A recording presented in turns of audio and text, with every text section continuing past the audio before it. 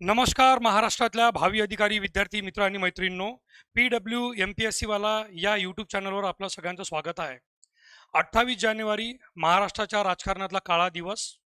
कामाचा माणूस आणि खरोखर आपल्या भाषणामध्ये नेहमी म्हणायचा की मी कामाचाच माणूस आहे आणि अनेक लोकांनी त्याच्यावर शिक्कामोर्तब सुद्धा केलेलं असे एक महान व्यक्तिमत्व आणि महाराष्ट्राचे उपमुख्यमंत्री, राष्ट्रवादी काँग्रेसचे सर्वेसर्वा अजितदादा पवार यांना नियतीचा म्हणजे फार मोठा फटका पडलेला आणि त्यांना नेहमीपासून आपल्यापासून दुरावून करण्यात आलं किंवा ते आपल्यापासून दूर चालले गेले. अजितदादा पवार यांची निधन ज्या अनैसर्गिक पद्धतीने झालं म्हणजे विमानाचा हादसा ज्या पद्धतीने झाला, यानंतर अनेक कॉन्स्पिरन्सी थेअरी सोशल मीडियावर चालू आहे. कॉन्स्पिरन्सी थेअरी, काही लोक याला घातपात म्हणतात, काही लोक याला अपघात म्हणतात. घातपाताचा बाजूला ठेवा, आपल्याला त्याच्याबद्दल काही माहीत नाही, कोणती रिपोर्ट नाही आणि ह्या लोकांनी सोशल मीडियावर केलेल्या चर्चा आहे, त्याला काही अर्थ नाही. परंतु विमानाचा अपघात ज्या प्रकारे CCTV मध्ये अनेक लोकांनी बघितलं आणि तो विमानाचा अपघात होताना तो टेबल टॉप जो बारामतीमधला टेबल टॉप नाही का, हे लँडिंग करण्याचा पार्ट आहे विमानतळ, या सगळ्याच्या चर्चा सुरू झाल्या. या सगळ्यामध्ये सर्वात मोठा प्रश्नचिन्ह जो निर्माण होत आहे तो म्हणजे DGCA वर, directorate of general of civil aviation. कारण अजितदादा यांच्या विमानासोबत किंवा अजितदादा यांच्यासोबत जे घडलं, मागच्याच वर्षी ही घटना अहमदाबादमध्ये सुद्धा घडली.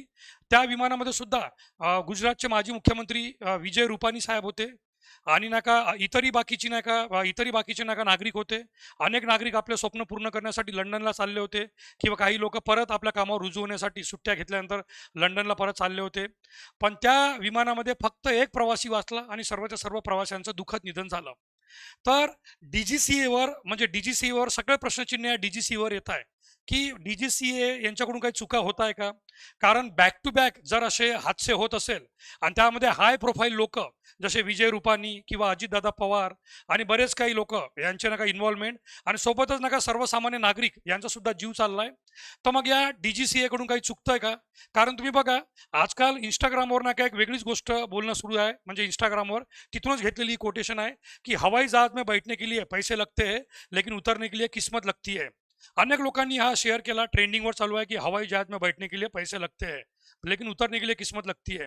मग या सर्व मध्ये जे काही घडलं, अहमदाबाद प्लेन ऍक्सिडेंट आणि सर्वात मोठं म्हणजे 28 जानेवारीला जे घडलं, त्यानंतर या DGCA आणि यांच्या कार्यपद्धतीवर अनेक प्रश्नचिन्ह निर्माण करण्यात येत आहे. Directorate general of civil aviation या पॉईंटवर तर आपण चर्चा करूयाच, पण सर्वात पहिले आपण एक नजर टाकूया की अजितदादा पवार यांच्या पूर्वी सुद्धा भारतामध्ये असे कोणकोणते महान व्यक्तिमत्व किंवा फेमस राजकीय किंवा इतर व्यक्तिमत्व होऊन गेले ज्यांनी प्लेन क्रॅशमध्ये आपले जीव गमावला. यामध्ये सर्वात मोठं म्हणजे डॉक्टर होमी बाबा. ओके, डॉक्टर होमी बाबा म्हणजे ओळख देण्याची गरज नाही, no need to give identity. 24 जानेवारी 1966 रोजी एअर इंडिया फ्लाईट 101 मध्ये झालेल्या अपघातात भारताचे अणुभौतिक शास्त्रज्ञ आणि भारताच्या या अणुभौतिक शास्त्राचे जनकच मानण्यात येतात डॉक्टर होमी बाबा यांचं जिनेवा हवाई वाहतूक नियंत्रणाशी झालेल्या चुकीच्या संपर्कामुळे विमान स्विस आल्प्समध्ये मॉन्ट ब्लँकमध्ये कोसळलं आणि हे विमान एअर इंडियाचं होतं. हे विमान एअर इंडियाचं होतं.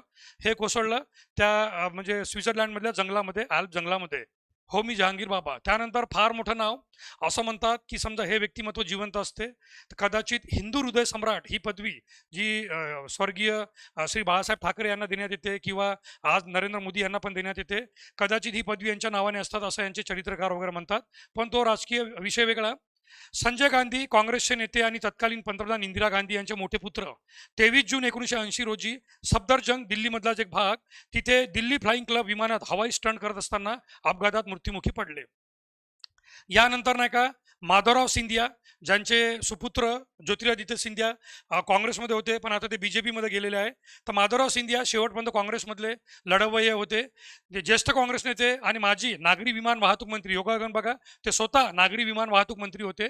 त्यांचा 30 सप्टेंबर 2001 रोजी कानपूर येथे एका राजकीय रॅलीमध्ये जाताना विमान अपघातात निधन झाले आणि त्यांचं ते 10 आसनी खाजगी विमान जसं अजितदादांचं होतं लिअर जेट, तसंच त्यांचं लिअर जेट होतं, ते कोसळलं.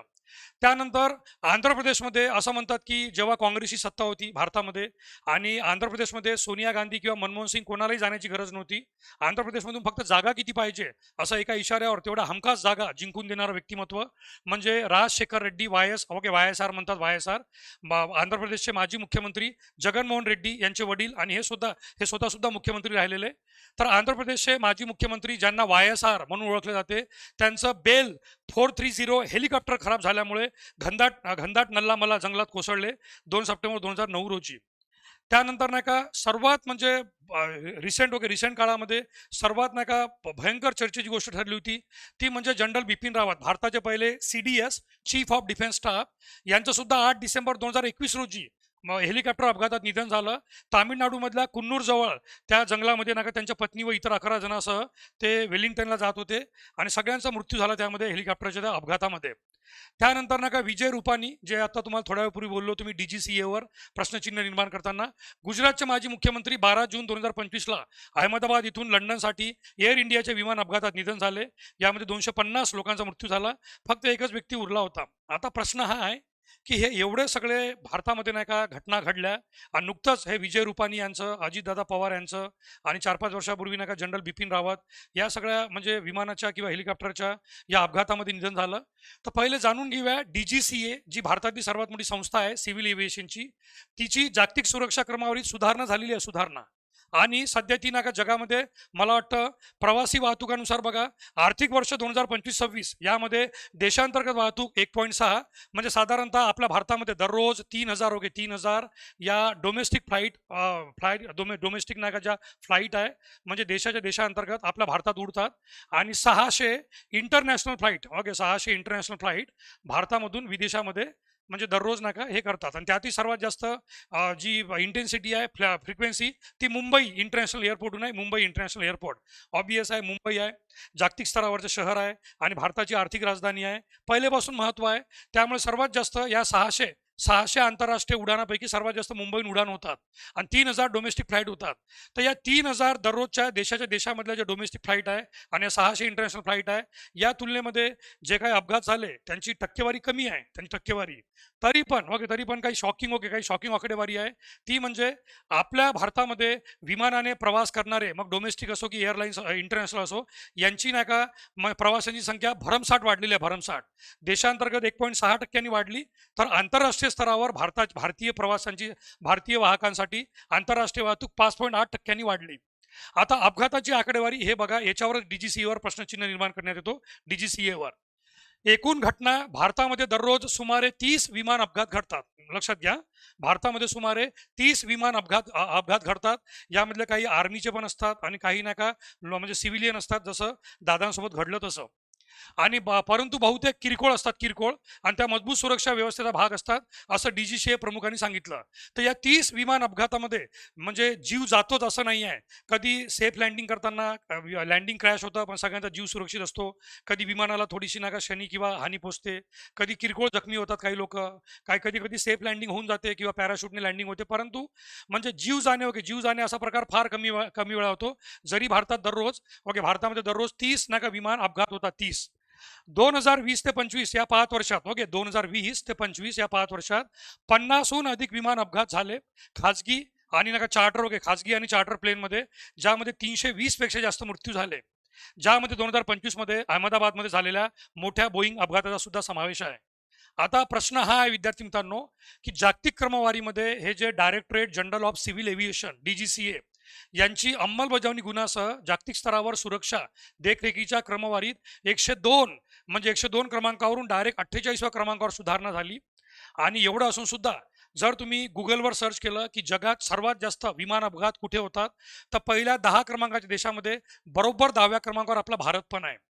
प्रश्न हा आहे विद्यार्थी मित्रांनो, की DGCA ची रँक 102 वरून डायरेक्ट 48 म्हणजे एवढी इम्प्रूव्हमेंट आहे, खतरनाक एवढी इम्प्रूव्हमेंट, की जसं काय एखाद्या UPSCच्या परीक्षेमध्ये एखादा विद्यार्थी म्हणजे साधारणतः का एकदम शेवटच्या रँकमध्ये असेल, पण डायरेक्ट त्याने आपला रँक दुरुस्त करून IAS IPSच्या रँकमध्ये आला, तशी ना का DGCAने छलांग मारली या उड्डाण क्षेत्रामध्ये रँकिंगमध्ये, ती बी ग्लोबल रँकिंगमध्ये. तरी पण 2025 आणि 2026 आणि 2021 या 4-5 वर्षातच या ज्या घटना घडल्या आणि त्यामध्ये हाय प्रोफाईल लोक इन्व्हॉल्व होते, सर्वसामान्य लोकांसोबत सुद्धा इन्व्हॉल्व होते. प्रश्न हा नाही आहे की विजय रुपानी त्या प्लेनमध्ये होते किंवा अजित पवार या प्लेनमध्ये होते आणि याला मग काही राजकीय अँगल आहे का, तसं बिलकुल नाही. पण सर्वात महत्त्वाची गोष्ट की या राजकीय लोकांसोबत सर्वसामान्य लोकांचा सुद्धा जीव गेला. जनरल बिपिन रावत यांच्यासोबत त्यांच्या पत्नीसह इतर पण बॉडीगार्ड आणि लोकांचा जीव गेला. आणि अजितदादा पवार यांच्यासोबत तर नका जी एक फार तरुण नाही का को पायलट होती, आणि जे पायलट होते आणि त्यांचे सुरक्षा रक्षक होते PSO, पर्सनल सिक्युरिटी ऑफिसर, त्यांचा सुद्धा नका जीव गेला. यामध्ये जी जीवहानी होत आहे यासाठी जबाबदार कोण? म्हणजे अनेक वेळा आयोग नेमण्यात येतात, चौकशी आयोग नेमण्यात येतात. या DGCA म्हणतात की आमची चौकशी सुरू आहे, आम्हाला ब्लॅक बॉक्स भेटला, या ब्लॅक बॉक्सच्या माहितीच्या आधारे आम्ही हा अहवाल देऊ, तो अहवाल देऊ. हे अहवाल येतात कधी? त्यावर कधी संसदेमध्ये किंवा विधानसभा विधान परिषद चर्चा होतात कधी? त्यानंतर त्याच्यावर समोर ॲक्शन काय घेण्यात येतं? आणि DGCAने जेव्हा स्वतः इथे कबूल केलेला की दररोज 30 अपघात होतात, परंतु गेल्या 5 वर्षात 350 पेक्षा जास्त मृत्यू झालेले आहे खाजगी किंवा चार्टर प्लेनमध्ये. यानंतर सुरक्षेसाठी अजून कोणते पाऊल उचलण्यात येणार? कोणते पाऊल? कारण आपला भारत देश हा जगाच्या प्रथम 10 देशामध्ये आहे जिथे विमानाचे अपघात होतात, मग ते डोमेस्टिक असो, देशांतर्गत किंवा आंतरराष्ट्रीय. आणि गेल्या 5 वर्षात 350 पेक्षा जास्त लोकांचा मृत्यू झालेला आहे हवाई वाहनामध्ये. आणि त्यातही अशा घटना अनेक लोकांच्या मनावर नेहमीसाठी परिणाम करून जातात. तर प्रश्नचिन्ह DGCAवर सर्वात जास्त आहे. Directorate general of civil aviation यांनी विमानाची चौकशी करणे किंवा फ्लाईट उडताना ते फ्लाईट टेक्निकली योग्य आहे का? त्याचा पायलट हा वेळेवर बदलला गेला आहे का? किंवा पायलटचा किती तासाचा अनुभव आहे? पायलट नका कधी सस्पेंड करण्यात आला होता का? पायलट कॉन्ट्रोवर्शियल आहे का? किंवा वातावरण खरोखर उडण्यासारखं आहे का?